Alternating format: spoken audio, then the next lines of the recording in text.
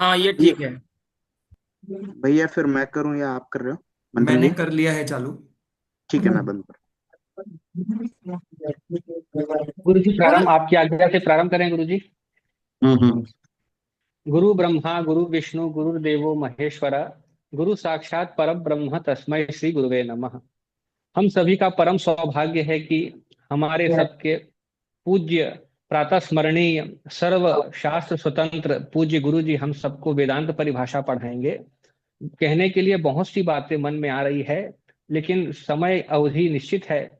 तो इसलिए आज प्रथम दिन है, और मैं इसलिए आज केवल प्रथम दिन के लिए ही मंगलाचरण के लिए देवांग भट्ट को निवेदन करता हूं कि संक्षिप्त मंगलाचरण करें, उसके बाद हम सब विधिवत गुरु जी को सुनेंगे, पढ़ेंगे। देवांग जी आप मंगलाचरण कर सकते हैं।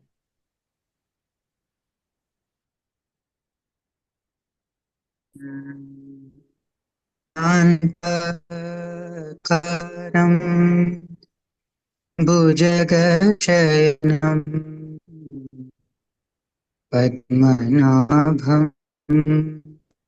सुरेशम् विश्वाधारं गगनसदृशं मेघवर्णं शुभांगं लक्ष्मीकान्तं कलनयनम् योगिभिर्ध्यानगम्यम्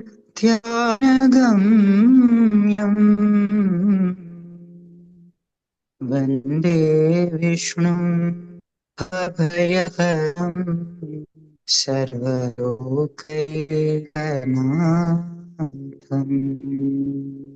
वन्दे विष्णुं भवभयहरं सर्वलोकैकनाथम्।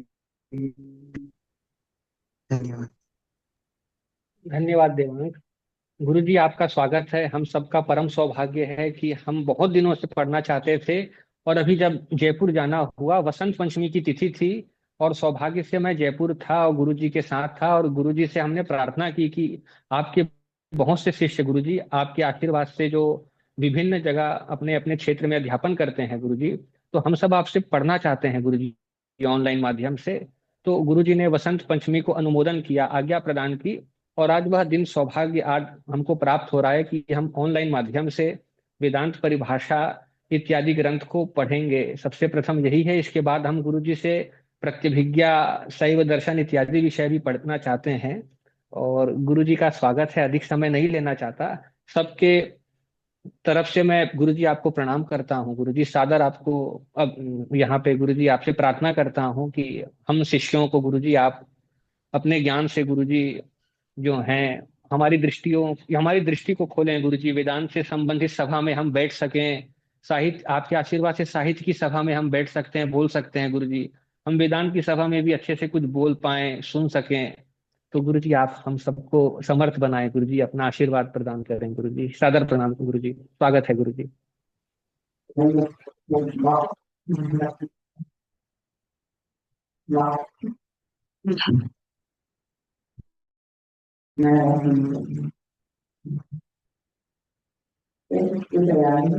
इस वेदांत परिभाषा के अध्ययन या अध्यापन का उद्देश्य है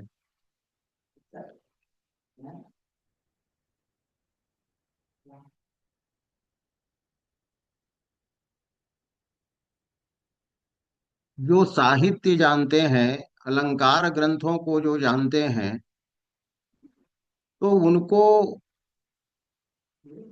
अलंकार ग्रंथ के सिद्धांतों के ज्ञान में सहायता मिल जाए, इसीलिए यह उपक्रम है। रसगंगाधर में साक्षी भाष्य आदि मिलते हैं सब। साक्षी क्या है, चैतन्य कितने प्रकार का होता है, चैतन्य के अविद्या की उपाधि से कितने भेद होते हैं, ये सब जब जान लेते हैं हम, तब वो सिद्धांत रस निरूपण का प्रकरण जो है वो स्पष्ट होता है। इसलिए मैंने अनुभव किया कि वेदांत परिभाषा के सिद्धांतों पर प्रकाश डाला जाए। और बहुत मंगलाचरण में पद्य हैं, तो उन पद्यों पर उतना विचार नहीं करना है, सिद्धांत पर जाना है। वो पद्य के अर्थ सभी देखकर समझ सकते हैं, और विद्वान लोग आप लोग हैं उसको समझते हैं। तो एक मंगलाचरण का जो पद्य है उस पर केवल विचार संक्षेप में किया जा सकता है। तो यद विद्या विलासेन भूत भौतिक सृष्टयः तम नौमि परमात्मानं सच्चिदानंद विग्रहम। तो यहाँ पर जो है वेदांत परिभाषा के कर्ता श्री धर्म राजा ध्वरींद्र जो हैं, वो मंगल आचरण कर रहे हैं और वो नमस्कार कर रहे हैं, स्तुति कर रहे हैं परमात्मा की। तो ये परमात्मा कैसे हैं? तो सच्चिदानंद विग्रह है, सच्चिदानंद स्वरूप है। और जिनकी अविद्या के विलास से, जिनकी अविद्या के परिणाम से, विलास शब्द का अर्थ परिणाम करेंगे, भूतों की, पंच महाभूतों की, आकाश आदि की सृष्टि, और भूतों से जो सृष्टि होती है, भौतिक सृष्टियां जो हैं,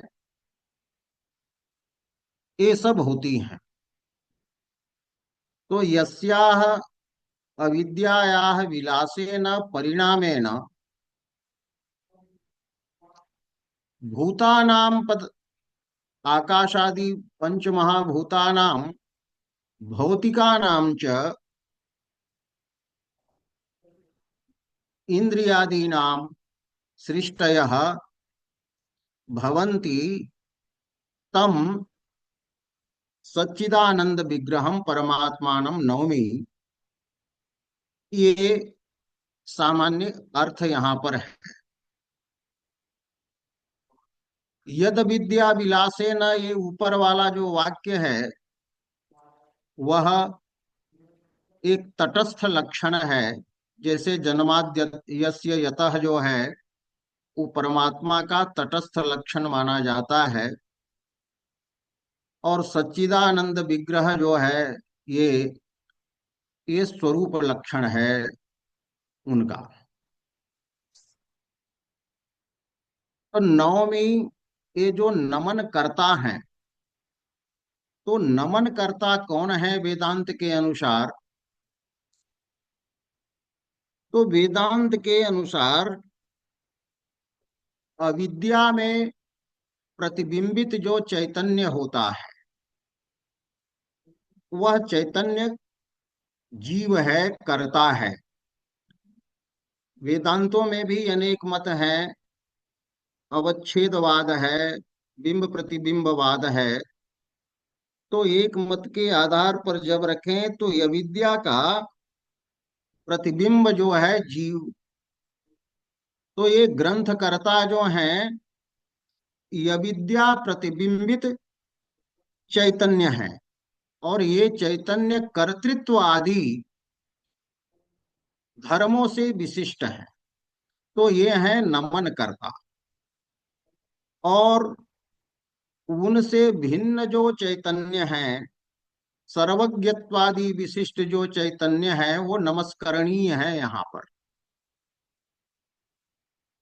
तो भेद व्यवहार दशा में भेद जब मानेंगे तभी नमस्कार की उत्पत्ति होती है, क्योंकि नमस्कार के द्वारा नमस्कर्ता अपने में अपकृष्टत्व का बोध कराना चाहता है और उत्कृष्टत्व का बोध कराना चाहता है। नमनीय जो नमस्करणीय है उसमें। तो नमस्कार्य जो है सर्वज्ञत्वादि विशिष्ट चैतन्य है। और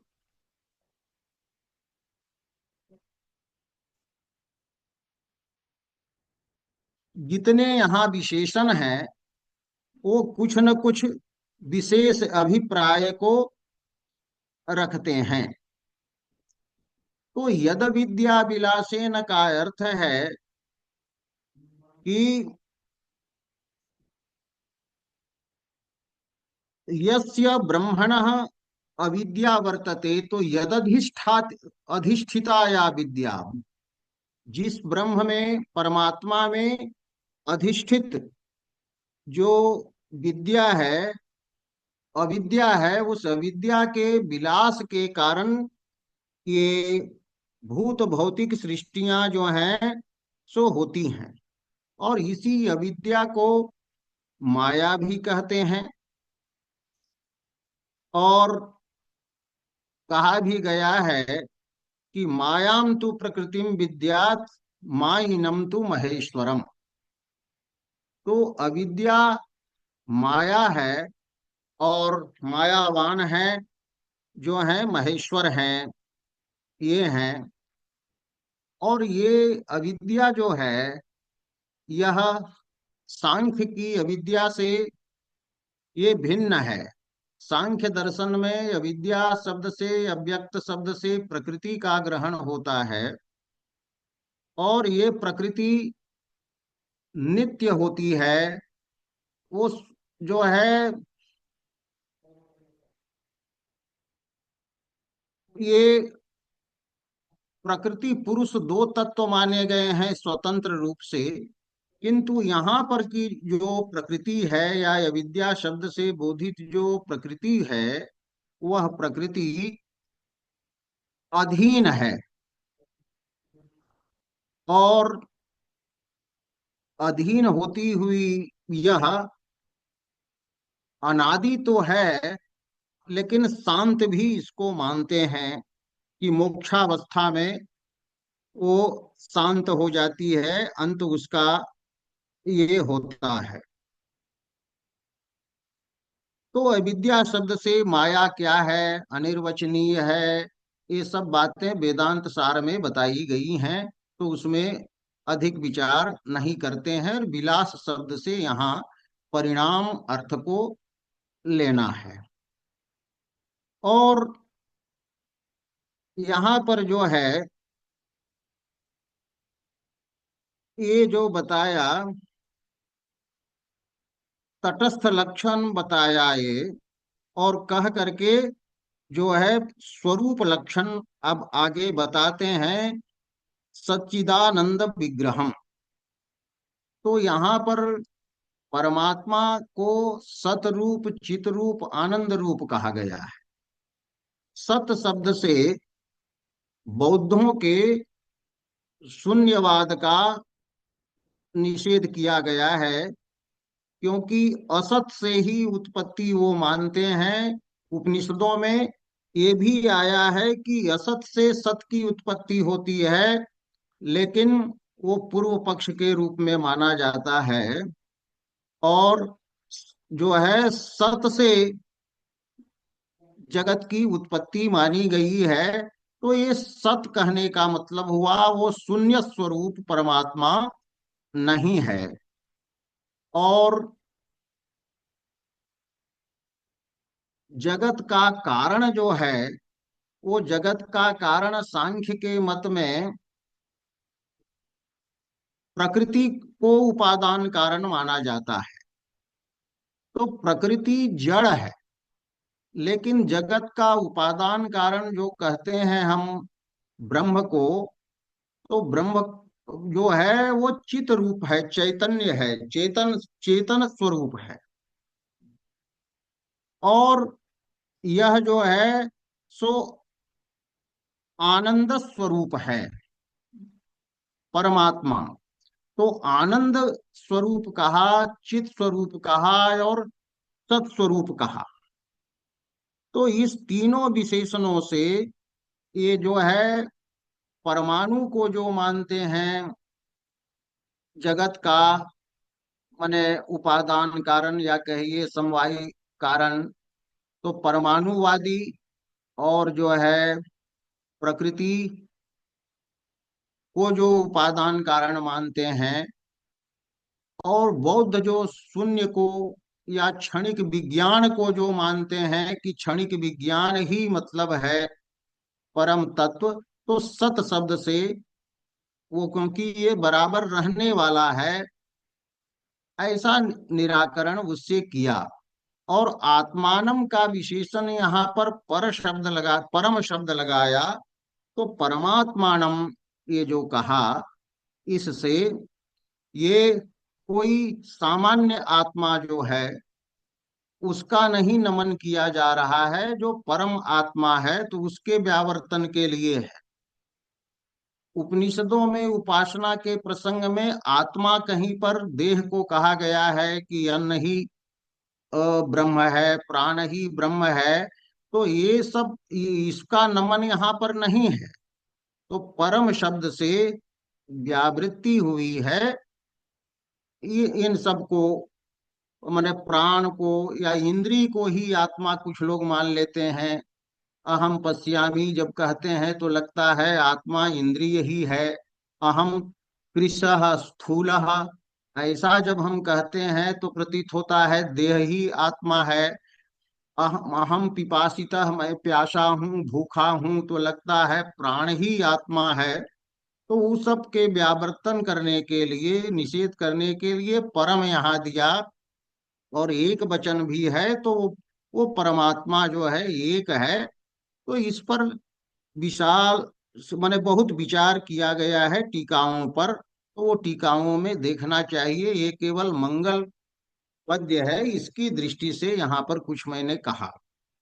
अब इसके सिद्धांत जहाँ से प्रारंभ होते हैं वहां से चलते हैं। तो बाकी जो है मंगलाचरण के अन्य श्लोक हैं, गुरु गुरु की वंदना है, ये सब बातें हैं। तो ये इन 5 श्लोकों को छोड़ देते हैं, उसका अर्थ ये समझ लेंगे आगे। अब गद्य भाग से यहाँ प्रारंभ करते हैं। तो है, यह खलु धर्मार्थ काम मोक्षाख्येषु चतुर्विध पुरुषार्थेषु मोक्ष एवं परम पुरुषार्थ। ये जो 4 पुरुषार्थ हैं पुरुष के, जो प्रयोजन है धर्म, अर्थ, काम और मोक्ष, तो इनमें से मोक्ष ही परम पुरुषार्थ है। सबसे बड़ा पुरुषार्थ वही है, और वह मोक्ष जो है वो नित्य है। क्योंकि छांदों की श्रुति में कहा गया है न स पुनरावर्तते। वह जब ब्रह्म साक्षात्कार कर लेता है तो पुनः उसकी आवृत्ति नहीं होती है, ब्रह्म स्वरूपता को प्राप्त कर लेता है तो पुनः जन्म ग्रहण नहीं होता। इससे ये कहते हैं इति श्रुत्या तस्य नित्यत्वस्य अवगमात्, इस श्रुति से उसकी नित्यता प्रतीत होती है। और अन्य जो तीन हैं जो पुरुषार्थ, धर्म, अर्थ और काम, तो ये कहते हैं कि इतरेषां त्रयाणाम प्रत्यक्षेण, प्रत्यक्ष प्रमाण से इनमें अनित्यत्व का ज्ञान होता है कि अर्थ जो है उसका नाश हो जाता है। ये तो प्रत्यक्ष ही सिद्ध है, धन बराबर रहता नहीं। काम का भी नाश होता है उसकी पूर्ति होने पर, जद विषयक काम हो तद भी उसकी पूर्ति हो जाती है तो उसका नाश हो जाता है। और धर्म जो है श्रुति प्रमाण भी बताती है, श्रुति भी कहती है कि धर्म जो है वह क्या है। ये धर्म की परिभाषा अलग अलग सभी दर्शनों में है।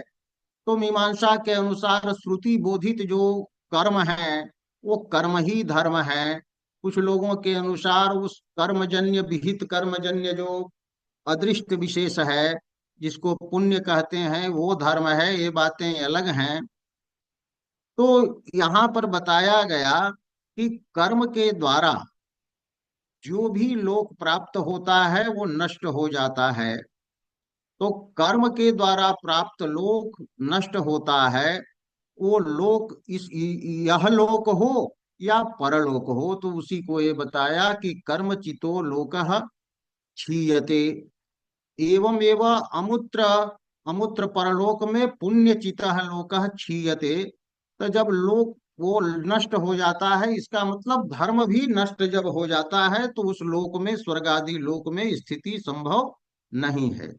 तो ये बताए इत्यादि श्रुत्या च अनित्यत्वावगमात्, कि इस श्रुति से अन्य पुरुषार्थों की और प्रत्यक्ष प्रमाण से भी अर्थ काम की अनित्यता का बोध होता है।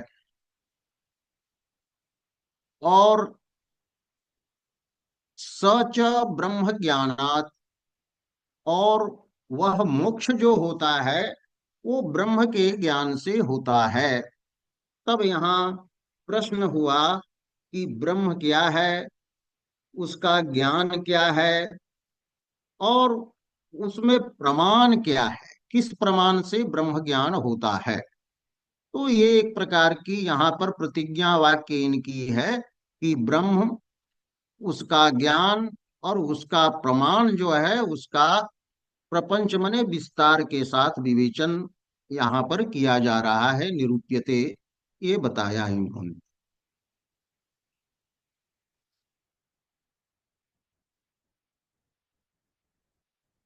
अब आगे पहले प्रमाण को लेते हैं। तो प्रमाण को लेते हैं तो ये प्रमाण का लक्षण करते हैं कि प्रमाकरणम प्रमाण, प्रमा का करण जो होता है वही प्रमाण है। ये तर्क भाषा आदि में बताया गया है कि प्रमा जो साधक तम कारण होता है उसी को करण कहते हैं। तो प्रमा का सबसे साधक तम जो है वो प्रमा का करण जो होगा वो प्रमाण होगा। और प्रमाण शब्द में ल्युट प्रत्यय यहाँ पर करण अर्थ में करेंगे कि प्रमीयते अनेन इति प्रमाणम। तो प्रमा का करण प्रमाण है। अब प्रमा क्या चीज है, प्रमात्व क्या है, तो उसके विषय में कहते हैं तत्र स्मृति व्यावृत्तम प्रमात्वम अनधिगत अबाधित विषय ज्ञानत्वम। तो प्रमा, तो कहा कि अनधिगत जो पहले से अज्ञात है, और अबाधित जो है जिसका बाध नहीं होता है बाद में। तो अनधिगत, अज्ञात और अबाधित जो विषय है, उस विषय का जो ज्ञान है वो ज्ञान तो प्रमा है। और तद्गत ज्ञानत्व जो है वही है प्रमात्व। और इसमें विशेषण लगाया कि स्मृति को प्रमाण दार्शनिक कुछ नहीं मानते हैं, क्योंकि स्मृति जो है वो अनधिगत का, अनधिगतार्थ विषयक ज्ञान नहीं है। स्मृति कहते हैं जो पदार्थ पहले ज्ञात है, तो ज्ञात पदार्थ विषयक ज्ञान जो है वह स्मृति है। इसलिए स्मृति में प्रमा का लक्षण न चला जाए, या प्रमात्व का स्मृति निष्ठ जो ज्ञानत्व है उस ज्ञानत्व में प्रमात्व का लक्षण न चला जाए, इसलिए स्मृति व्यावृत्तम बताया कि स्मृति से भिन्न जो स्मृति में ना हो वह अनधिगत, अज्ञात और अबाधित विषय का ज्ञानत्व है। अनधिगत अबाधित विषयक ज्ञानत्व जो है वही प्रमात्व है। और अनधिगत अबाधित विषय का ज्ञान जो होता है उस ज्ञान को हम कहते हैं प्रमा। और स्मृति को भी प्रमाण मानते हैं लोग। तो स्मृति को जो प्रमाण मानते हैं, तो उनके अनुसार स्मृति साधारण यदि लक्षण करेंगे तो अनधिगत नहीं रखेंगे विशेषण, सीधे कहेंगे अबाधित विषय ज्ञानत्व। अबाधित विषय का जो ज्ञान है वही कहलाता है ये प्रमा। और अबाधित ज्ञान विषयत्व धर्म जो है उसमें वो है प्रमात्व। तो अनधिगत विशेषण उसमें हम नहीं लगाएंगे। तब स्मृति और यहाँ माने स्मृति साधारण माने लक्षण ये हो जाएगा। तो इस प्रकार से ये इन्होंने ये प्रमात्व का और प्रमा का लक्षण बनाया। और उस प्रमा का जो करण होगा, यह प्रमा माने अबाधित विषय का ज्ञान जिससे होगा तो वो प्रमाण कहला जाएगा। तो वह कौन है? तो वह जो है आगे बताएंगे उसको।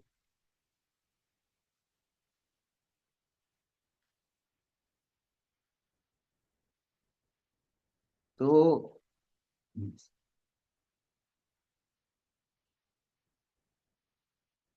अब यहाँ है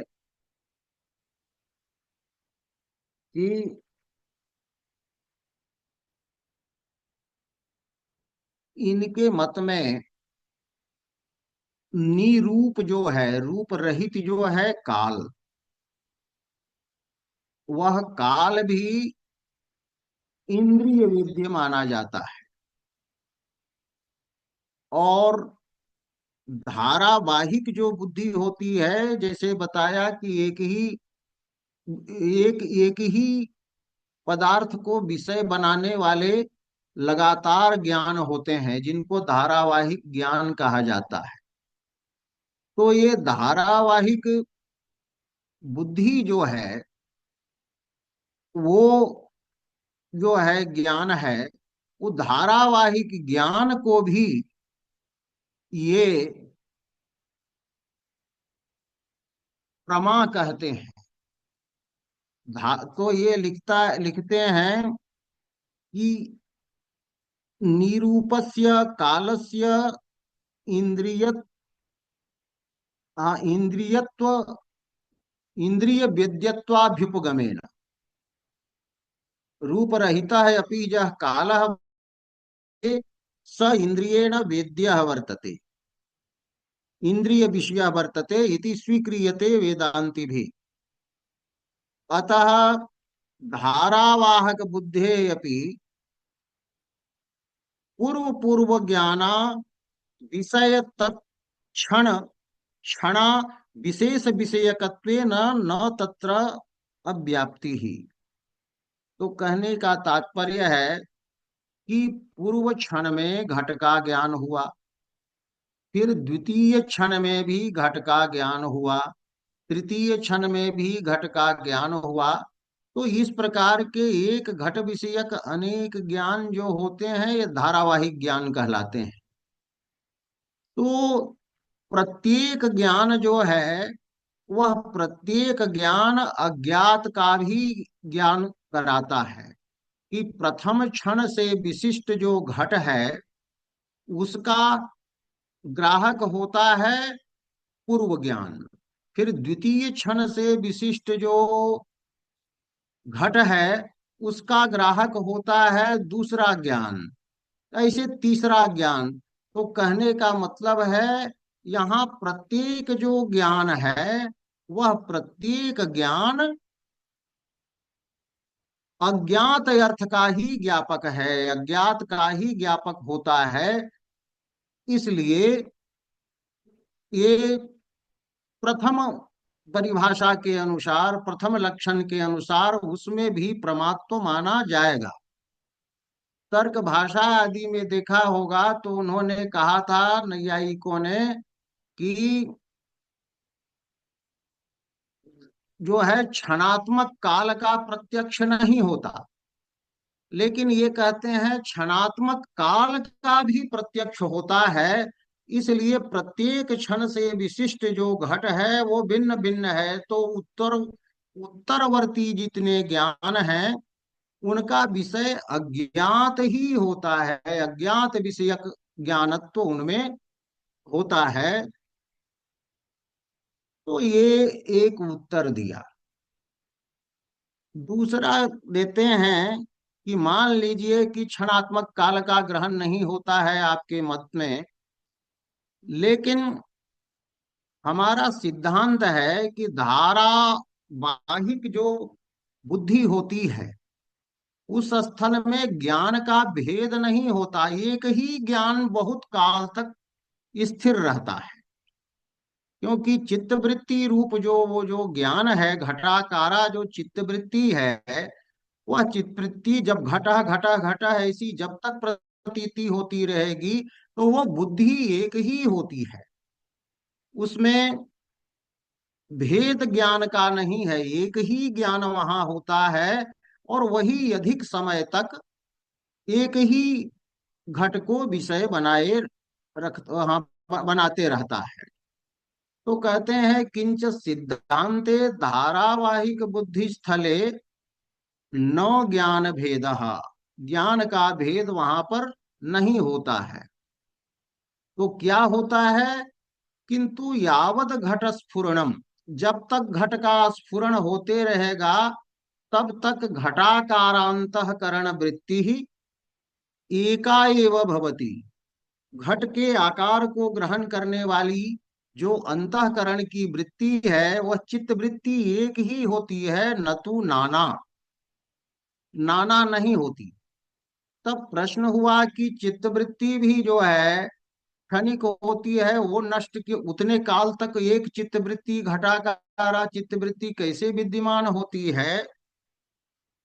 तो उस पर ये कहते हैं कि वृत्ति जो होती है वह अपने विरोधी वृत्ति की उत्पत्ति तक स्थिर होती है। जब तक घटाकारा वृत्ति तब तक विद्यमान होगी जब तक पटाकारा वृत्ति उत्पन्न न हो जाए। तो इसी को ये कहते हैं कि वृत्ते स्वविरोधी वृत्ति उत्पत्ति पर्यंतम, अपने अपनी विरोधिनी स्वविरोधिनी या वर्तते वृत्ति ही तस्याह वृत्तेः उत्पत्तिम यावत् स्थायित्वस्य व्युपगमात स्वीकारात, को स्वीकार किया गया है। तो ये जो यहाँ पर पंक्ति आई ये हमें जो है रसास्वाद को समझने में मदद करती है कि जब काव्य हम सुनते हैं तो पदाकारा वृत्ति पदार्थाकारा वृत्ति ऐसे ऐसे करते हुए वाक्याकारा वाक्यार्थाकारा चित्त वृत्ति होते होते अंतिम में स्थायी भावाकारा चित्त वृत्ति होती है। तो ये सब समुदित ये चित्त वृत्ति एक जो प्रारंभ हुई वही चित्त वृत्ति उन उन को विषय बनाते हुए बढ़ती रहती है। तो ये न्याय वाला ये नहीं मत होगा कि क्षणिक वो क्षणिक चित्त वृत्ति है, मानेंगे, लेकिन वो चित्त वृत्ति अपनी विरोधी चित्त वृत्ति के उत्पत्ति तक स्थिर होती है। तो धारावाहिक ज्ञान के स्थल में जो है एक ही ज्ञान होता है और वह ज्ञान जो है अज्ञात ही घट का ज्ञापक होता है। तो अज्ञात विषयक ज्ञान ही वो है, अनधिगतार्थ विषयक वो ज्ञान है, ये बताया इन्होंने। तथा च तत्प्रतिफलित चैतन्यम घटादि ज्ञानमपि तत्र तावत कालीनम एकमेव इति न अव्याप्ति शंका। तो धारावाहिक ज्ञान में प्रमाण लक्षण की अति व्याप्ति की अव्याप्ति की शंका नहीं होगी क्योंकि ज्ञान एक होता है। अब यहाँ थोड़ा सा ये बताए घटादि ज्ञान क्या है, घट आदि का ज्ञान क्या है। तो तत्प्रतिफलित चैतन्य रूपम, जो घटाकारा वृत्ति होती है, उस घटाकारा वृत्ति में चैतन्य का प्रतिबिंब होता है।